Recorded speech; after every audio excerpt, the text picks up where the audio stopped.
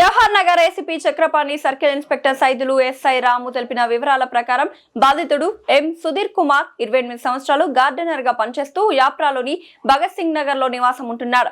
నిందితుడు సందీప్ కుమార్ అలియాస్ కుట్టాన్తో సుధీర్ కుమార్ గతంలో వివాదాలు ఉన్నట్లు తెలిపారు. ఈ నెల 6వ తేదీన మధ్యాహ్నం 12 గంటల సమయంలో సుధీర్ కుమార్ తన సోదరుడు దీపక్ తో కలిసి యాప్రాలోని ఆదిత్య వైన్స్ వద్ద ఉండగా ఆ విషయాన్ని నిందితుడు సందీప్ కుమార్ స్నేహితులైన ఎస్ వివేక్, వి సుమిత్ రాఘవన్ గమనించి సందీప్ కు సమాచారం అందించగా వెంటనే సందీప్ కుమార్ ఇనుప రాడ్ తో అక్కడికి చేరుకొని సుధీర్ కుమార్ ను చంపాలనే ఉద్దేశంతో అతని సోదరులతో కలిసి తలపై పదే కొట్టి తీవ్రంగా గాయపరిచారు.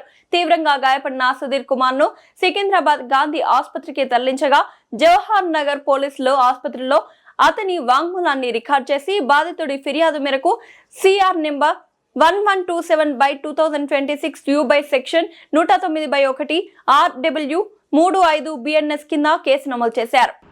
వీళ్ళంతా ఒకటే ఏరియాలో ఉంటారు వీళ్ళిద్దరు.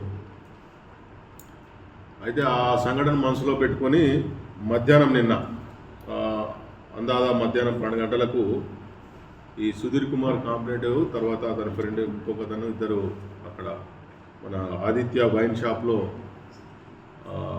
అక్కడ ఉన్నప్పుడు వైన్ షాప్లో తీసుకుంటున్నప్పుడు అక్యూడ్ సందీప్ కుమారు ఎలియాస్ కుట్టస్ ఇతని పేరు.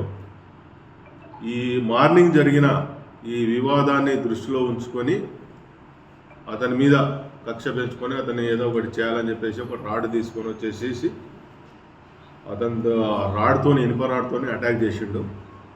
అటాక్ చేసి తీవ్రంగా తల మీద కొట్టడం వల్ల ఈ సుధీర్ కుమారు అన్కాన్షియస్ అయిపోయి అపస్మారక స్థితిలోనికి వెళ్తే ఇమ్మీడియట్గా అతన్ని గాంధీ హాస్పిటల్కు షిఫ్ట్ చేయడం జరిగింది. ఇతనితో పాటుగా మనకు ఇద్దరు వ్యక్తులు ఎస్ వివేక్ మరియు సుమిత్ రాఘవన్ వీళ్ళు ముగ్గురు అసోసియేట్స్ అయ్యి వీళ్ళని ఇతని మీద అటాక్ చేశారు.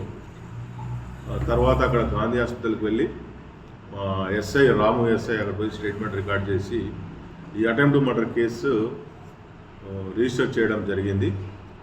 తర్వాత ఈ అక్యూజ్డ్లను కూడా ఇమ్మీడియట్గా వాళ్ళను అదే రోజు నిన్న సాయంత్రం వాళ్ళని అదుపులోకి తీసుకోవడం జరిగింది.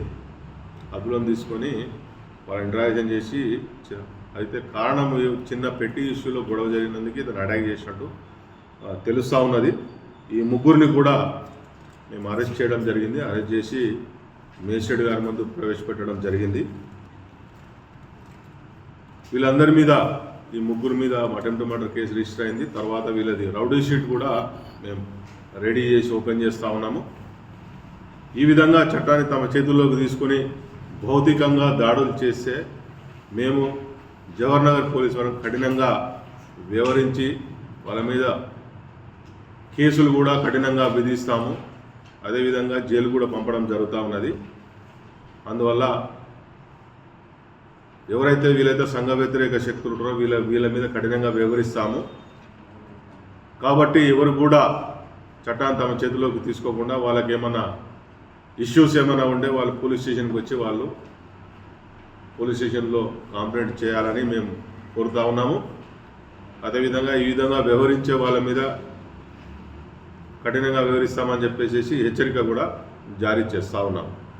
వీళ్ళని ముగ్గురిని ఇంతకుముందే మనం మేజిస్ట్రేట్ కోర్టులో ప్రవేశపెట్టడం జరిగింది. తర్వాత వీళ్ళని రిమాండ్కు జైలుకు పంపిస్తాం. థ్యాంక్ యూ అండి. గతంలో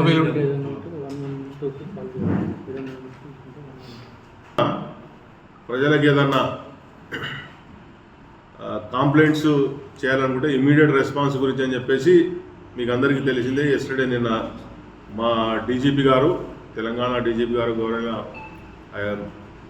ఆనంద్ IPS గారు సారు 112 కూడా ఇమ్మీడియట్ రెస్పాన్స్ గురించి చెప్పేసి అది కొత్తగా లాంచ్ చేయడం జరిగింది. ఇది మరియు 100 కూడా కంటిన్యూ అవుతూ ఉంది. ఇది అన్ని సేవలు ఇందులోని భాగంగా ఉంటాయి కాబట్టి ఇది కూడా ప్రజలందరూ ఉపయోగించుకోవాలని మా తరఫున విజ్ఞప్తి. Thank you. ఉన్నది ఒక కేసు ఉన్నది. ఈ విధంగా కేసు ఉన్నాయి.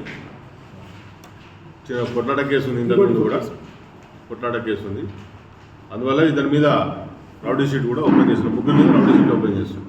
ఈ సుమిత్ అనే మీద మన గతంలో మన వివాదాలు ఉన్నాయి. ఏది కంప్లైంటా?